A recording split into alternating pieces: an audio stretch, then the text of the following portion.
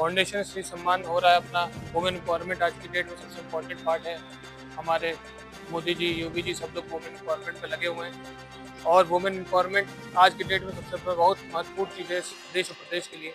और आज सम्मान समारोह में जैसे जितने भी हम लोग सम्मानित महिलाओं या जितने भी सम्मानित लोग, डॉक्टर, सबको सम्मान किया गया अपनी अपनी फील्ड में उत्कृष्ट व्यवहार और अपना प्रदर्शन के चक्कर में किए। बस आप लोग से यही है।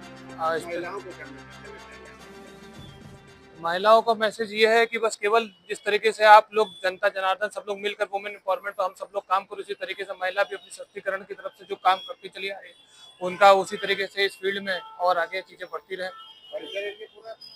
मेरा परिचय हिमांशु राय, मैं एक समाज सेवी बिजनेसमैन हूँ।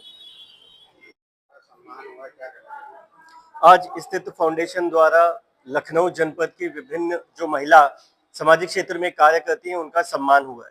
मुझे लगता है कि अब वह आवश्यकता है कि हम चेंज ऑफ परसेप्शन की तरफ बढ़ें। हम हमेशा से जिस देश में रहे हैं, हमेशा से माताओं की अग्रणी भूमिका रही है। हम इस जिस देश में भी रहते हैं, पूरे विश्व में भारत इकलौता एक ऐसा देश है जिस देश को भी माँ के नाम से जाना जाता है।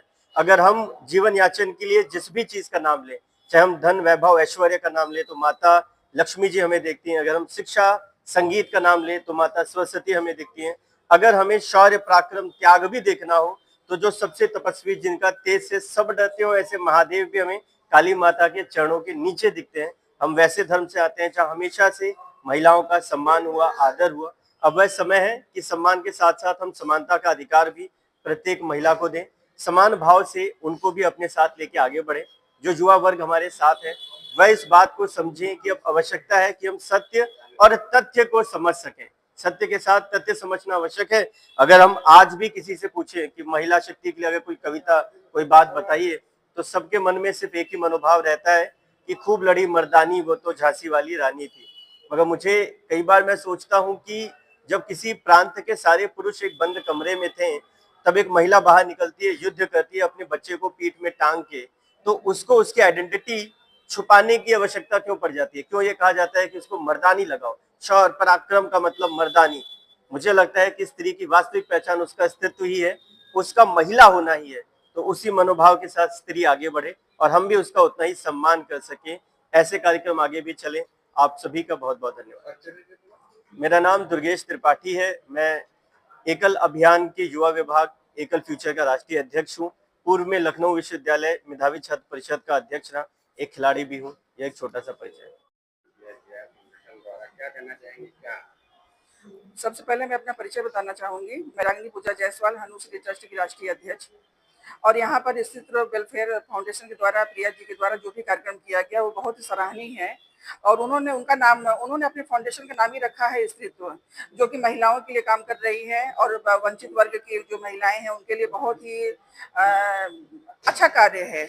जिनको सारा सहयोग नहीं मिल पा रहा है, कम से कम इनके द्वारा वहाँ पर हम लोग पहुँच पा रहे हैं और कार्य को एक गति प्रदान की जा रही है। ये बहुत ही उत्तम कार्य है और मैं अपनी तरफ से बहुत ही बधाई देना चाहूंगी इनकी और इनकी पूरी टीम को।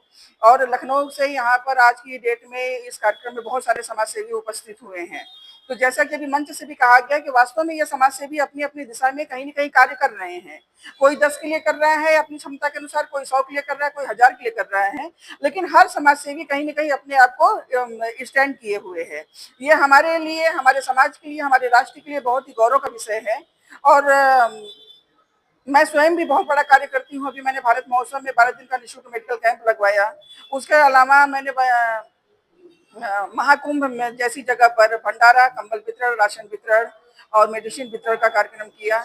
और हमारी संस्था हमेशा ही समय समय पर ब्लड डोनेशन का कार्य और निर्धन कन्याओं के विवाह में सहयोग का कार्य और निःशुल्क मेडिकल कैंप हमेशा लगवाती रहती है। और हम अपने लिए, प्रिया जी के लिए, स्त्रोत फाउंडेशन के अध्यक्षा के लिए और सभी समाज सेवी के लिए, सभी महिलाओं के लिए इसी के साथ मैं अपनी वाणी को विराम देती हूँ।